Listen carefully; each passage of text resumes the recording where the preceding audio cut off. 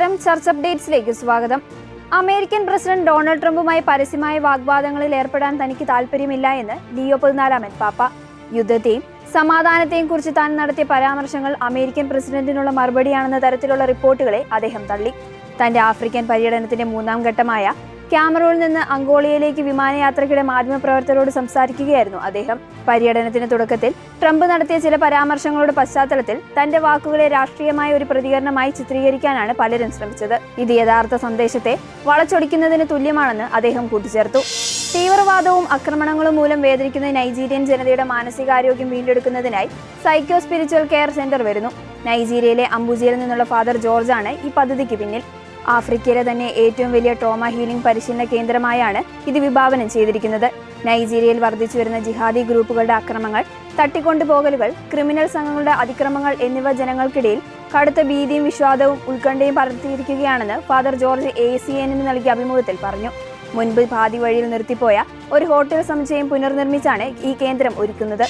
Bishop Nicholas Giorgio നാവിയെ വെനസ്വേലയിലെ സൂലിയ സംസ്ഥാനത്തുള്ള കബിമാസ് രൂപതയുടെ പുതിയ ബിഷപ്പായി നിയമിച്ച് ലിയോ 14 പാപ്പ. നിലവിൽ മാച്ചിനാസ് രൂപതയുടെ ബിഷപ്പായി സേവനമനുഷ്ഠിച്ചു വരികയായിരുന്നു അദ്ദേഹം. ഏപ്രിൽ 18 ശനിയാഴ്ചയാണ് വത്തിക്കാൻ ഇത് സംബന്ധിച്ച ഔദ്യോഗിക പ്രഖ്യാപനം നടത്തിയത്. 1989 വൈദികനായ അഭിഷിക്തനായ അദ്ദേഹം 2019 മെത്രാനായി ഉയർത്തപ്പെടുന്നതുവരെ 30 വർഷക്കാലം കബിമാസ് രൂപതയിൽ വിവിധ ചുമതലകൾ വഹിച്ചിട്ടുണ്ട്. പുതിയ ബിഷപ്പിന്റെ അജപാലന ദൗത്യം വിജയകരമാകാൻ പരിശുദ്ധാത്മാവിന്റെ ജ്ഞാനത്തിനായി പ്രാർത്ഥിക്കണമെന്ന് വെനസ്വേലൻ എപ്പിസ്കോപ്പൽ കോൺഫറൻസ് വിശ്വാസികളോട് ആഹ്വാനം ചെയ്തു. നിക്കരാഗോയിലെ സ്വേച്ഛാധിപത്യ ഭരണകൂടത്തിനെതിരെ ജനങ്ങൾ നടത്തിയ സമാധാനപരമായ പ്രക്ഷോഭത്തിന്റെ 8ാം വാർഷികത്തിൽ വികാരഭരിതമായ സന്ദേശവുമായി മനാക്കുവ സഹായമെത്രാൻ മോൺസിഞ്ഞോർ സിൽവിയോ ബെൽസ്. രാജ്യം ഇന്ന് മുറിവേറ്റ അവസ്ഥയിലാണെങ്കിലും സ്വാതന്ത്ര്യത്തിനും നീതിക്കും വേണ്ടിയുള്ള ജനങ്ങളുടെ പ്രയത്നം തീർന്നിട്ടില്ല എന്നും അദ്ദേഹം പറഞ്ഞു. 2019 നാടുകടത്തപ്പെട്ട ബിഷപ്പ് മിയാമിയിലെ സെന്റ് അഗാധ പള്ളിയിൽ വിശുദ്ധ കുർബാന മധ്യേ പ്രസംഗിക്കുകയായിരുന്നു. 2018 ഏപ്രിൽ ഡായിനിയൽ ഓർട്ടക ഭരണകൂടത്തിന്റെ ജനവിരുദ്ധ നയങ്ങൾക്കെതിരെ ആരംഭിച്ച പ്രക്ഷോഭത്തെ വധശിക്ഷകളും തടവ് ശിക്ഷകളും നൽകിയാണ് സൈന്യം നേരിട്ടത്. 325-ലധികം പേർ കൊല്ലപ്പെട്ട ഈ പ്രക്ഷോഭത്തിൽ ജനങ്ങൾക്കൊപ്പം നിന്ന കത്തോലിക്ക സഭ ഇന്നും ഭരണകൂടത്തിന്റെ കടുത്ത പീഡനങ്ങൾ ഏറ്റുവാങ്ങുകയാണ്. ലോകത്തെ ഏറ്റവും സ്വാധീനിച്ച 100 വ്യക്തികളുടെ 2026 പട്ടിക ടൈം മാഗസിൻ പുറത്തുവിട്ടു. ലിയോ 14 പാപ്പയും ഈ പട്ടികയിൽ ഇടം പിടിച്ചു.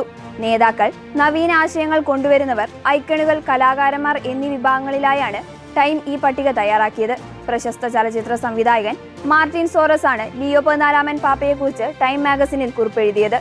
മാർപ്പാപ്പയുടെ ധീരതയും സാധാരണക്കാരോടുള്ള അടുപ്പവും തന്നെ അത്ഭുതപ്പെടുത്തിയെന്ന് മാർട്ടിൻ കുറിച്ചു.